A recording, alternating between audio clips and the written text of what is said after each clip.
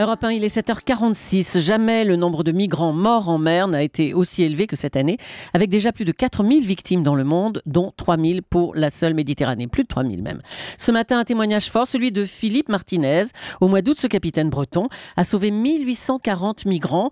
Il est votre invité Thomas pour l'interview vérité d'Europe 1. Bonjour Philippe Martinez. Oui, bonjour Thomas. Vous êtes le capitaine d'un remorqueur de haute mer et vous avez beaucoup navigué du côté de la Libye et de Malte puisque vous ravitailliez des plateformes de forage de pétrole dans ces secteurs-là. Racontez-nous Philippe Martinez, ce qui s'est passé, ce que vous avez vu en mer au début du mois d'août. Alors, ce que j'ai pu apercevoir, c'était la première fois, c'était une espèce de radeau gonflable d'une douzaine de mètres de long qui paraissait surchargé, qui était tout coloré sur la surface. À la jumelle, on a regardé, on a vu qu'il y avait plein de monde, enfin c'était plein à craquer. Plein de monde, ça veut dire combien de personnes sur... C'était dur à définir, 190, 120... Sur un radeau qui faisait combien à peu près de... 10-12 mètres. Ah oui, 120 personnes sur un radeau de 10-12 mètres. Une espèce de Zodiac à fond souple. Vous voyez, avec un moteur hors-bord à l'arrière, et voilà. Et qu'est-ce que vous vous dites à ce moment-là ? On sait qu'il s'agit de migrants. Parce que, bon, la zone, on a été prévenu que des migrants, qu'on était sur un lieu de passage de migrants. Donc, je me suis approché avec mon navire et j'ai mis mon propre Zodiac à l'eau pour demander à certains de mes officiers égyptiens d'aller interroger ces gens pour voir s'ils avaient besoin d'aide ou de secours ou de quoi que ce soit. Et qu'est-ce qu'ils vous disent ? Qu'est-ce qu'ils disent à vos hommes à ce moment-là ? Ils disent qu'ils n'ont plus d'eau, qu'ils n'ont plus de vivres, qu'il leur reste 20 litres d'essence. Donc, ils n'arriveront jamais à Lampedusa, qui se trouve à des 200, 300 000 plus loin. Il y a des hommes, des femmes, des enfants sur ce radeau ? Oui, il y a des hommes, des femmes enceintes, des bébés, des enfants. Et ils vont comment surtout à ce des moment-là ? hommes, je dirais 75% d'hommes, 25% de femmes et d'enfants. Ils sont dans quel état physique ? Ils sont exténués, ils sont déshydratés, ils sont sous le soleil. Ouais, c'est tout, je veux dire, en 3 mots, c'est ça. Vous hésitez, vous vous demandez ce qu'il faut faire ou pas ? Parce que votre bateau, il n'est pas équipé pour accueillir tous ces gens. Non, mais en fait, on se concerte avec mes officiers, mon équipage. On voit tous dans les yeux les uns des autres qu'on a envie de les sauver. On ne peut pas les laisser tels qu'ils sont. Donc on y va, on les prend. Et ce qui est étonnant, c'est qu'au début, eux ne veulent pas monter à bord, c'est ça ? C'est-à-dire qu'ils nous demandent où on va. Si on leur dit que notre bateau et le port d'attache, c'est la Tunisie et la Libye, ils refusent, ils préfèrent se foutre à l'eau. Parce qu'ils ne veulent pas retourner d'où ils viennent. Ils ne veulent pas y retourner. Ils préfèrent mourir en mer que de retourner d'où ils viennent. Ouais. Et ils vous ont parlé, ils vous ont raconté comment ils s'étaient retrouvés à bord de ces cercueils flottants, hein. Alors, y a différents types de migrants. Il y a les migrants économiques qui viennent d'Afrique centrale, du Nigeria, d'Érythrée, du Ghana, du Bénin. Et puis il y a les immigrants politiques qui sont surtout arabes, qui viennent de Syrie, de Palestine, d'Irak, de Libye. Mais il y a des passeurs avec eux.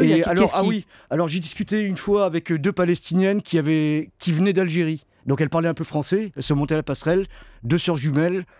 Je leur ai demandé comment elles avaient décidé de partir en Libye pour monter sur ces cercueils flottants, je dirais. Ils ont conscience du risque qu'ils prennent à ce moment-là ? Je ne sais pas vraiment. Parce que bon, ils ne connaissent pas vraiment la géographie. Hein, ce ne sont pas des marins. Donc on leur raconte que ça va être un voyage. La Méditerranée, c'est un grand lac. On leur fait miroiter le fait que dans les 2 heures qui suivent, ils seront en Italie. Alors c'est faux. Et ils vous ont dit combien ils avaient payé ces voyages-là ? Ils vous ont dit... Alors ça va j'ai entendu des prix de 1000 à 3000 $. Ça varie suivant les passeurs. Ce qui est une fortune pour des gens qui n'ont rien. Et alors c'est organisé, de la mort, par exemple, les jumelles palestiniennes m'ont raconté qu'il y avait une agence de passeurs en Algérie. Donc elles-mêmes étaient réfugiées en Algérie de Palestine. Et une fois à Alger, ou je ne sais pas dans quelle ville d'Algérie, il y avait une officine de passeurs qui leur proposait un voyage en bus vers la Libye, monter sur un bateau pour se retrouver à Lampedusa en 2 heures. Alors, il n'y a pas eu que cette embarcation-là. Au total, je disais plus de 1800 migrants 1800, sont montés à bord. Par la suite, il y a eu des bateaux beaucoup plus importants. Il y a eu des bateaux en bois, donc genre chalutier breton, de 14-15 mètres. Ouais. Mais alors dans un état lamentable, sans porte-étanche, sans carreaux de passerelle, sans radar, sans feu de navigation, et surchargé avec 600... le plus gros qu'on a sauvé, il y avait 684 personnes à bord. Il y avait déjà eu des personnes qui avaient péri avant que vous les sauviez ? Il y avait des gens morts à l'intérieur. Et le bateau était penché à peu près 20 degrés. Il avait la lisse tribord sous la surface de l'eau, donc il allait se renverser, quoi. Est-ce qu'à votre connaissance, Philippe Martinez, des bateaux comme le vôtre regardent d'ailleurs quand ils croisent comme ça des embarcations clandestines en Méditerranée ? Mon navire, personnellement, non. On vous l'a jamais reproché? Votre patron vous l'a jamais reproché? On vous l'a jamais dit c'est pas ton boulot? Non. Ma compagnie m'a toujours été derrière moi. M'a dit t'inquiète pas, on est derrière toi à fond. C'est une compagnie américaine. Mon patron est anglais. Et il y a d'autres navires qui passent comme ça et qui voient les radeaux et qui les laissent se noyer? D'ailleurs, je suis au courant d'un navire qui s'est approché d'un de ces bateaux en perdition sans faire un geste pour aller les secourir, rester à les regarder. Ils se sont sabordés. Danny Cohn-Bendit qui est arrivé dans ce studio, une question pour vous, allez-y Danny. Monsieur Martinez, vous êtes de Vannes. Oui. Quand vous racontez cette histoire à Vannes, quelle est la réaction des gens? Alors il y en a deux. Il y a ceux qui me disent bravo, tu es un héros. Bon, c'est celle qu'on espère en général. Et puis il y en a d'autres, trop fréquentes à mon avis, de gens qui me disent que j'aurais mieux fait de les laisser à l'eau. Qu'est-ce qu'ils vont on a assez d'étrangers en Europe. Ouais. Quelle image, quel sentiment vous gardez de cette aventure humaine, Philippe Martinez? Car c'est une aventure humaine. Ah bah c'est une aventure humaine, c'est sûr.